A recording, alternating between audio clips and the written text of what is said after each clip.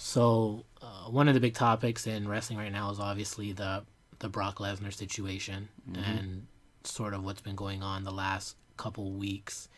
Uh, Mainly 2 Raws ago, he was scheduled to be on the show and wasn't utilized. And word came out the following day that there was a big spat between him and Vince backstage regarding contract negotiations. Now, it was odd because at the beginning there was all these other weird rumors about him being upset that he had to put over Roman because Roman apparently failed some drug test or whatever it was, and and he didn't want to be aligned with someone that I guess was on roids or whatever going into if he were to return to UFC. That got debunked rather quickly, and pretty much the suggested story was that he was upset with Vince about contract negotiations and not being able to possibly show up at the UFC event that following Saturday, which he did.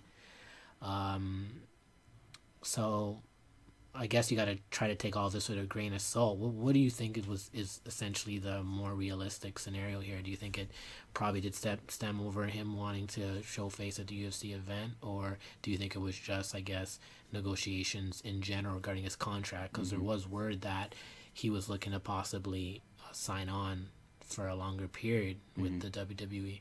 Yeah, it's really it's a very interesting scenario, right? The big thing that I think anyone has to recognize is that Brock Lesnar, he's terrible on the mic. He has Heyman talking to him, but when it comes to negotiations, the guy's brilliant. Probably Like the he best agent in the business, by I think. far, like he is. I don't know if he represents himself, but some of the moves this guy has pulled off is absolutely phenomenal, and it's all power to him, right? The big thing for me, it's I have a feeling that for like one of the things I read, it had something to do with what the written terms and what were the discussed terms. Like say like they spoke about what they agreed on, then all of a sudden the contract was something completely different. Considering like Brock's close ties to the UFC, I have a pretty good feeling that if anybody says that Vince they probably wanted to create some sort of like kind of include mixed martial arts into the non-compete realm after what happened with CM Punk, because realistically like it's a very similar business model in the sense of like say someone like Brock would make a percentage off of pay-per-view buys, so you could make that argument, right? It's I'm not too sure where he's going to go with it though, because I have noticed he is slimming down like compared to when he first started back. He's not as bulky. He's Yeah, not. definitely. You can notice that when he had his initial return Yeah, leading up exactly. into with the title match that he was slimming down. Yeah, like as a mixed martial arts fan, he usually trains around 290 and cuts down to that 265. He looked really heavy before, and now he's slimmed down. So who knows? But like yeah, you did say it right. There's a good possibility that he might stick around longer. I'm very curious, but I'm definitely having a good laugh over this whole situation because it was literally a year ago where he broke the streak Yeah. and started the big title run, Yeah. and exactly a year later they may lose the guy that they just ended a massive streak to try to push. It's crazy. And that's the part that could make all of this just have everyone going back to him ending the streak. I mean, we've seen all the reactions, we've witnessed it, and the surprise of it all. We knew something big was going to happen after with him getting the title. Yeah. I think most people thought he was going to take it maybe from Bryan at SummerSlam, Yeah. in that David versus Goliath that I think most of us want to see. They still have to address that somehow, man. That would be an amazing match. It really, yeah, and it's a great. I just, what I guess were you expecting? Maybe I'll start with my thoughts on what I was hoping for. Yeah, go for it. After you beat the streak, obviously it was going to be, you knew a push was going to come. They weren't going to necessarily have him end something of such prestige value for WrestleMania, and something that a lot of people look forward to, even knowing what the victor was going to be. It's always had this sort of incredible energy Yeah. in those Undertaker streak matches as of late anyway. It's really has been like some of the better matches in recent WrestleManias. Like It could essentially close the show. I know. Yeah. I know Punk had a fair point saying him and Undertaker could have closed the show Agreed. with that match. And even I recently watched him versus Edge. Him versus Edge was a great match. Or even the ones with him. That was at 24, right? I was actually just watching that. On the network. Shameless plug for the network. Yeah. But yeah. Well, no, I actually even the ones with HBK like that. Well, those were just. Yeah, those were great. I really liked the one with the first HBK. one. Oh man. The first one I loved. Oh, yeah. But I guess for me, when it happened, I was just hoping that they were going to put the title on him and him go through a great run. Mm-hmm. When he beat Cena, when they had him beat Cena the way they did, Mm-hmm. I thought, okay, here it is. We're just going to see him plow through people until Mm-hmm. he gets to WrestleMania, possibly against a returning Bryan, Mm-hmm. or if booked right, Roman Reigns. Now, I feel two ways about it now because, hindsight's 2020. But when it happened with Cena, I was really hoping to see him, Brock, even with his limited appearances, whatever it is, 32 or 36 or whatever the number is, to see him every month go through a top superstar. And I don't mean burying them or anything like that. I sort of mean every guy trying a different route to beat this guy. He goes up against a guy like Sheamus who tries to go the brute way, pushes him a bit further, loses. Goes up against a guy like Ziggler who tries to use his speed and agility and comes up short. Then goes up against Orton. With all the authority stuff going on, he comes up short. And then he just starts going through people leading up into Royal Rumble, and you've essentially built him to face a guy like, what I was hoping, Bryan, but a guy like Roman Reigns. Now, I guess it's sort of a blessing in disguise that they didn't go that route. Well, yeah, it would have made it seem more impossible. More impossible with a guy like, with what's been happening with Roman, I think it would have been terrible now because people would have been like, how could he have crushed all these people and then lose to Roman? I think a lot of people very were simple thinking. moveset. But then you got the other folks that don't think it's believable to have Bryan go up against him in a David versus Goliath, which I much prefer that storyline. Oh, I would love that. It wouldn't Bryan knows how to lead a match really well, right? Yeah, and you can craft a match no different than you did back then when a Shawn or Brett would face a guy like Diesel, a bigger wrestler, and work him and work that leg and work that arm and try to break him down. Like, I think that'd be a lot more believable than watching whatever's going to happen with Reigns. And this is prior to, this contract situation. Yeah. So, were you expecting something different? I guess for me, it just was really odd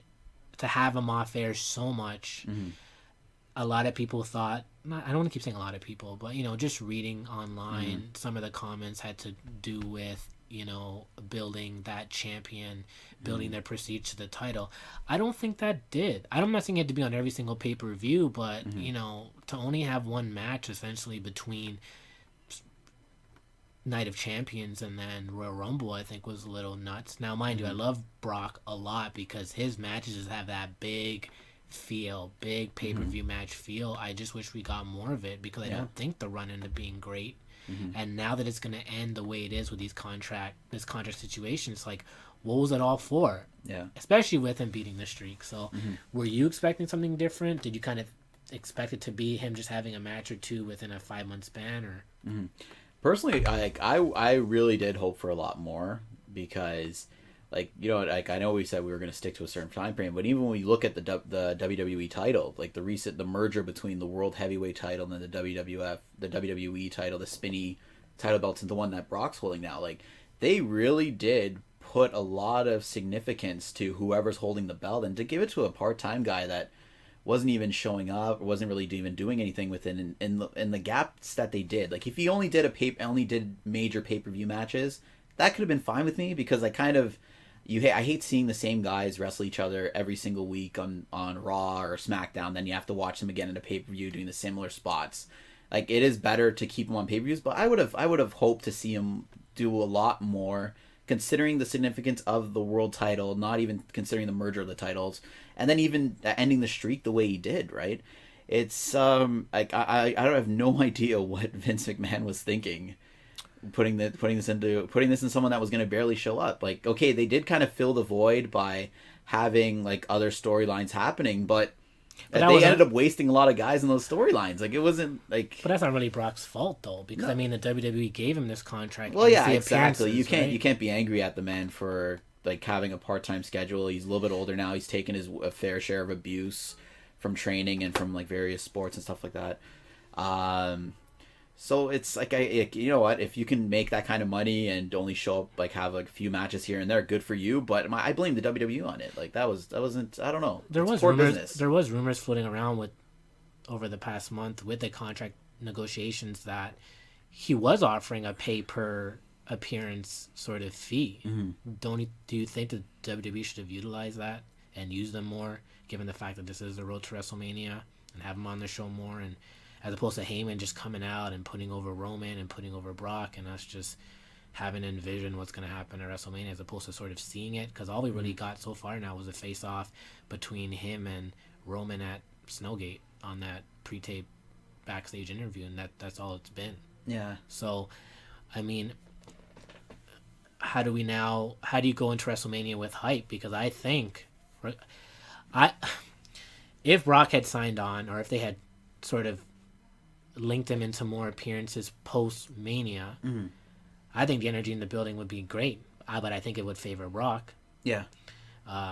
He's obviously going to get face reactions, but if more word comes out that that is his last show, do you think people will now get behind Reigns, or do you think we're going to end up with just a bad match with a bad ambiance that sort of rivals the whole Goldberg Brock Lesnar situation? Because those are two guys leaving, though. But in this case, you have Roman, who's obviously not going anywhere, and he is representing WWE, but people just can't get behind him and get behind the push. Yeah. And you have Brock, who potentially could be his last match. So this is going to turn into one big dud, and what do you do with that? Yeah. It all comes down to the writing, like how they're going to handle it. I think they should have had this whole contract negotiating in a very controlled environment. The fact that information was leaked from the backstage that Brock stormed out, that's it blows my mind that a company that's been around for this long would kind of put themselves in that kind of position for that to happen, and for people to automatically start like blowing that up on the internet. It's because we know he's supposed to be there tomorrow. Yeah. And he has one more show before Raw, before Mania, the go home show. What do you do? What would you do? For me, it's what can you do? You have him on the show. He has his face off with Roman. They have their little scrap, and then that's it. Yeah. Then you have the go home show where I guess Brock would get the upper hand, because it's always the person who gets the upper hand on the go home show ends up losing at the actual pay per view. That's always sort of been you know the routine. So I guess Roman gets the upper hand tomorrow, Brock gets the upper hand a week prior, and then they have their blow off match at Mania. Does anything change there? Or do they just continue with this and just? I would like to see Brock more often, only for the sake of, like, even if he doesn't have a match, like we've seen this scenario many times in wrestling before. Like, it really does remind me back to East's last match, right before everyone knew they were going to WWE. Everyone assumed they were going to lose the title. Everyone assumed they weren't going to win the belts. That they won their titles on the very last night before they went over to WWE. And it was only just kind of, like, they created a whole storyline out of it where, like, Tommy Dreamer came out, ended up going after them to try to, like, defend the honor of the ECW, ended up winning the belts, and everything worked out. That's where I think WWE should do something to kind of, like, if they handle it the right way, like, create some sort, like, try to really push Brock as a heel at being like, oh yeah, maybe I'm gonna take this to the UFC, or do something to really piss off the fans. And it doesn't just help the whole Brock situation, it also helps Roman. Because fans are really in the middle. Like, I can see fans cheering when Brock starts beating up Roman at WrestleMania. So do I. At least, like, right that's now. That's going to happen. Unless more word comes out on what's happening toward the end, that's exactly how it's going to go, like, I think. It's like Roman's supposed to be like the face, but a lot of people are gunning to see him get beaten up. Like, yes, that's for certain. So especially with the Mania crowd, which has a lot of people from everywhere that know the business. Yeah. So okay. Let me present two new situations then. Go for it. Let's hear it. The one obvious one, this is the one that we know is supposed to happen, which is Brock leaves on good terms prior to 2 weeks ago. He is on good terms and he puts over Roman. So let's put that one aside. Okay. If Brock decides to stay on with the WWE and they work things out, does he go over at Mania? Do you gauge a crowd reaction a la Hogan and Rock and craft a match on the fly? Or do you actually still go through it Roman winning?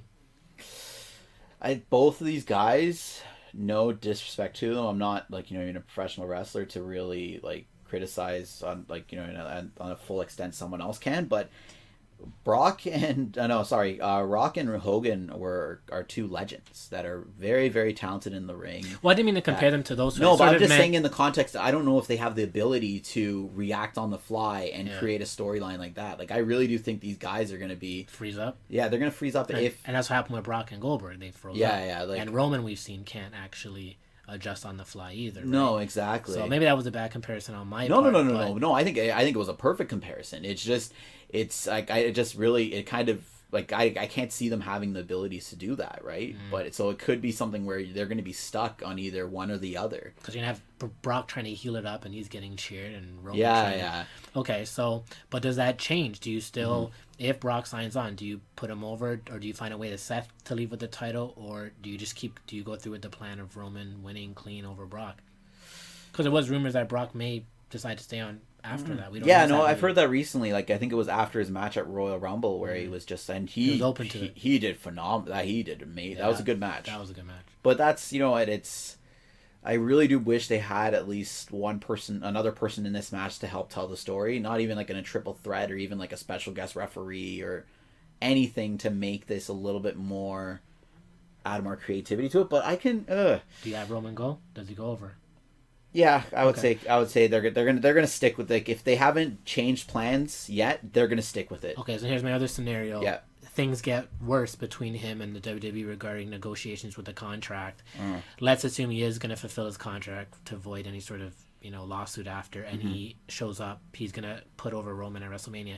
Do you now craft that match differently? Do you put it on last, or now do you have to sort of maneuver this to avoid the show ending off probably with a dud? Which might have happened anyway, but worse than normal. Yeah, it's unfortunate. Or worse than expected. It's unfortunate that they combined the titles the way they did because previous years they have done that where they would have the one other heavyweight title from the other brand defended earlier in the night. WrestleMania 24 is a great example of that. We were both watching somehow. Yeah. You on it playing on network and me picking it randomly. Yeah. But the World Heavyweight Title match did end the pay-per-view. But we're kind of removed from that now. Now it essentially does have to end the show because you're not going to have Bray and Undertaker end the show. No, exactly. And you could have Sting and Triple H end the show, but I doubt that's going to happen. No. So do you just stick with that? And they've made their decisions, and it just sucks for them that they on two different angles.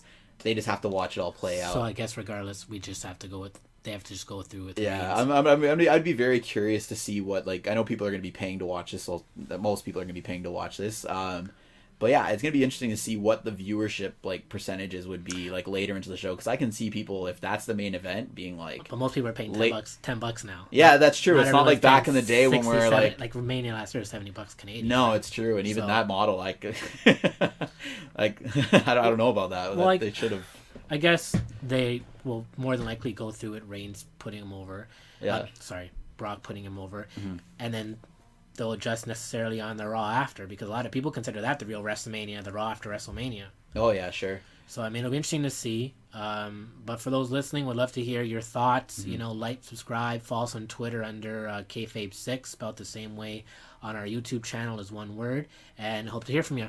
All right, see you later.